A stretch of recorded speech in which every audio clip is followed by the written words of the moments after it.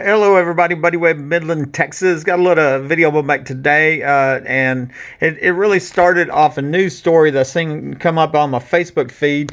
And here, a man locked in mental institution for 2 years over mistaken identity sues Hawaii. Okay, and of course they ruined his life. And well, that was reminding me of what was going on here. Except I think what was going on here was a lot worse because it was, it was done with malice. It was done to life-destroying lies were told about me to cover up a premeditated capital attempted murder that actually left me crippled for life, living under the threat of death because of an extremely large police corruption problem we have here. Okay, I'm gonna start here. It's called Officer April Chandler's Lies. Okay, short read.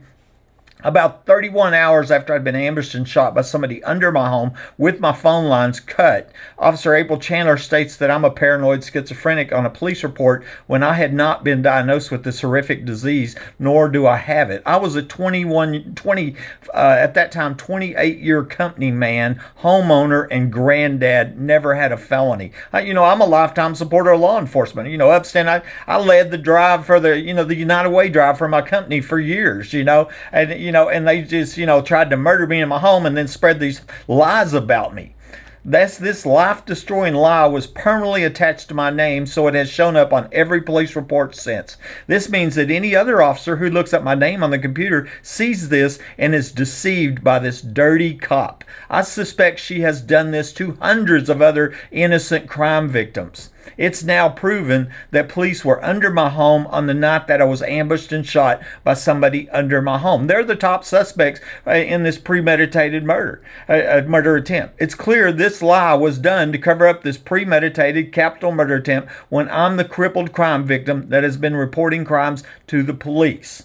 In fact, I was cleared by mental health at the hospital after they came to see me due to the slander by these extremely corrupt police. Attempted murder, maiming, and mutilation just wasn't enough torture for an innocent citizen. Okay, so that's how I started it here, and I'm not going to go over all the proof of the multiple proofs showing I wasn't shot with my gun, the proofs that police were under my home, the proofs of the underground homes and tunnels. There's all kinds of proofs, okay? The other people that are killed and murdered here and all that. I'm just talking about these lies mainly April Chandler, life-destroying lies to cover up a capital attempted murder, a premeditated. I'm home minding my own business. These killers loaded their guns and says, let's go to Buddy's house and murder him. And that's what they tried to do. They cut my phone lines. They didn't never plan on me crawling out and living. This was a life-destroying lie that was made up by Officer April Chandler a few hours after I'd been ambushed and shot inside my home with my phone lines cut. Okay, so I got the police reports, and here it is. This is 1:30/2012 at 6 a.m. in the morning. Okay, I'm shot at, I'm seen crawling out on 128 at about 10:42. Okay, so you can tell how quick that is. And here it is, this section. It's called a permanent info at 610. Here's the address. Paranoid schizophrenic Buddy Webb has tear gas Officer April Chandler. Every single police report pulls this up. Every one. I probably got 10 police reports that shows this. This was created just like a day and a half after I was ambushed and shot with my phone lines cut, okay, by somebody under my home, and now we know police were under my home. Proven, okay? This is a hospital record showing that I'd been cleared by mental health after these lies were spread about me to cover up this failed murder. Now, this wasn't her opinion. Obviously, this wasn't, I thought he was paranoid schizophrenic. No, she was covering up a premeditated capital attempted murder and working with these other police. There was 5 police officers that enter at my home and wasn't seen arriving. That's how we knew they came in from underground. And, there's just multiple proofs of this group or even the secret police. 11 secret police that I paid to get identified took 6 years.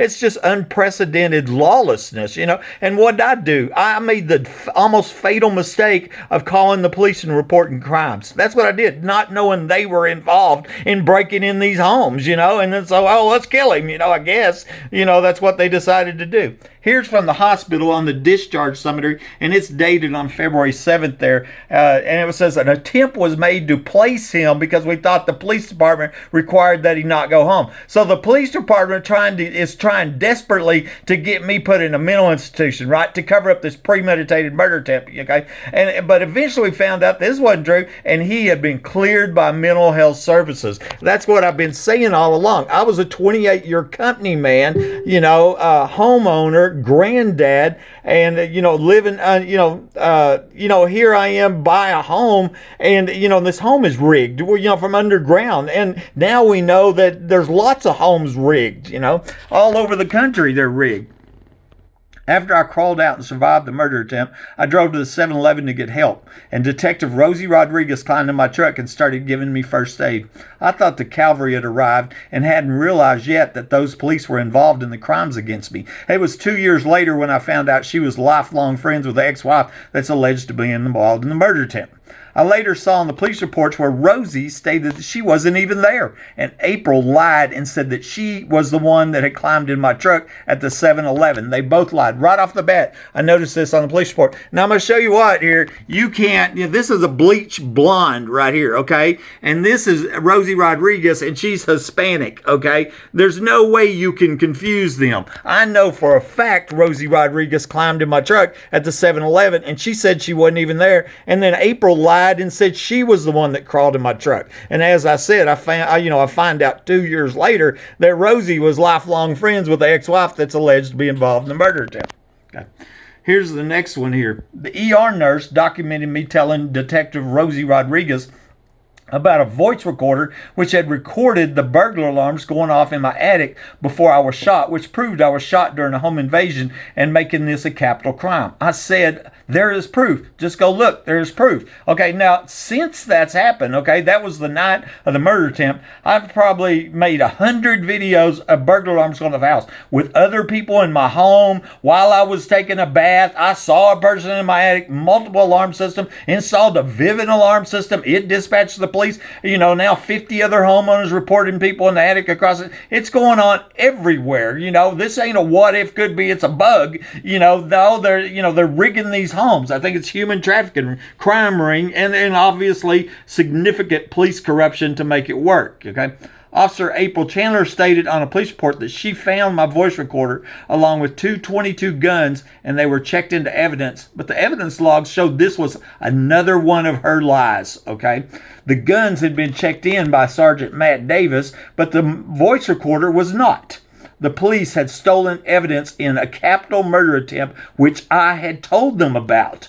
I made a point about this online, and it looks like Matt Davis scribbled out one piece of evidence and handwrites in voice recorder on the evidence logs. He then quits the police force. Okay, that happened in 2013, right there, right after the protective order hearing.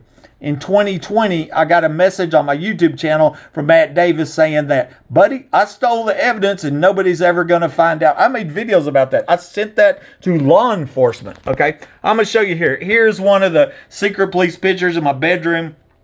Here's April Chandler, and I call that the booty bag. That's where she's putting the stolen evidence. I believe that's where the voice recorder that she said she found, and she stuck it in that bag, and then she said it got checked into evidence, and that was a lie. And I have the evidence reports. They were subpoenaed before the protective order hearing. That's all there is to it. That was a lie. Okay, and I'm gonna show you here. This is from the nurses. This is permanent records. The nurses' reports here, and basically it's saying here, I was telling, Rodriguez, I was talking on a voice recorder in case something happens to me, saying what they're doing in my house. I have proof. Just go look. There's proof.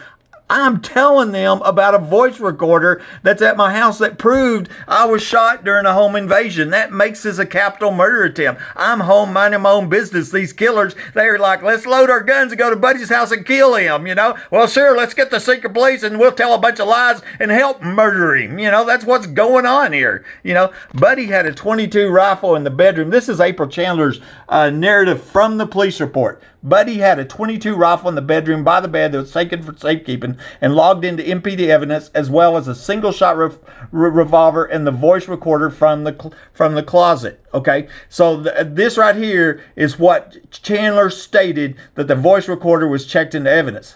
I got the evidence logs, and I found out, like I said, they were subpoenaed, because my attorney subpoenaed all records, and I got the evidence. They're like, there's no voice recorder here. And that's when I started making a big point on Facebook that, hey, in videos, hey, police stole evidence that I told them about.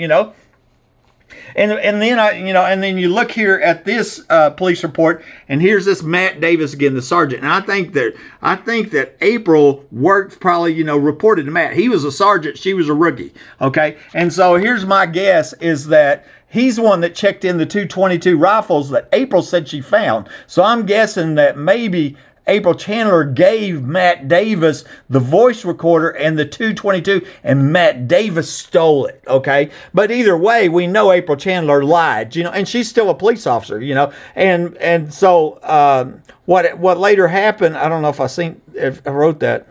It's coming up. And the next one. No, it's not. But what happened here with Matt Davis is, yeah, buddy, I stole the evidence, okay, is that I sent a information request to Sydney, and I said, yeah, show me the voice recorder, because I knew it wasn't there. I had the evidence reports. And then I get this modified evidence log where they scribbled out took a pen and scribbled out one piece of evidence. Oh, that's no longer there, scribbled it out and hand wrote in voice recorder, because I made a point of them stealing the voice recorder. And then they checked in the voice recorder. And then Matt Davis quit the police force, after 12 years or something like that. And I wondered even, maybe his supervisors figured out he was involved in this premeditated capital intent murder, or that he stole the evidence in this premeditated. And then I got that message on my YouTube channel from Matt Davis that said, buddy, I stole the evidence and nobody's ever going to find out. I made videos about that. I sent that to the Texas Rangers. I sent that to the sheriff, and I still live under the threat of death. I still have crimes committed against me this day. Okay. Before I was shot by surprise, my cell phone was stolen and my home phone lines were disconnected. This was premeditated, cold-blooded murder, and God saved my life. When I returned from the hospital, I found this picture on my bedroom security camera, which the police had attempted to disable. I got the log file on that. Based on the timestamps and other pictures, it looks like Detective Rosie Rodriguez and Officer April Chandler waited for the other police to leave my home before they planted my stolen cell phone behind my nightstand. You can see Rosie leaned over the nightstand with April standing next to her, and I know that my cell phone wasn't there when I was shot.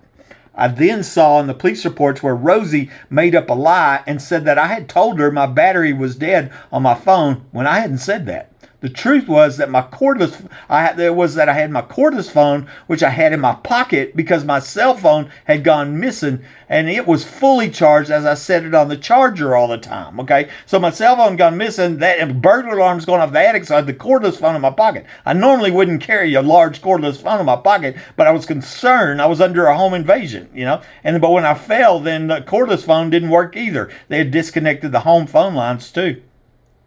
This lie told me that Rosie was excuse making because she knew about my cell phone being stolen and my home phone lines being cut. Because, she's sitting leaned over. I'm going to show you the picture. Here she is leaned over the nightstand. That's where the cell phone was found planted when I returned from the hospital. Here's April Chandler. All the other pictures. This is towards the end of the group of pictures. They waited for all them other police to leave the room and let's go plant that cell phone over there. That's what I think happened. And then this is from the police report right here. Here's the lie that she made up right here. Buddy said his phone was not charged. That's a bold-faced lie, and it's excuse-making because she knew they stole my cell phone, cut my phone lines before shooting me by surprise inside my own home in a premeditated capital attempted murder. I'm supposed to be dead right now. Her friend's supposed to be rich and have this house. That's what's supposed to happen. God saved my life. God messed them up, that's all there is to it. I found this picture online showing that April Chandler had recently been hired on for the police department.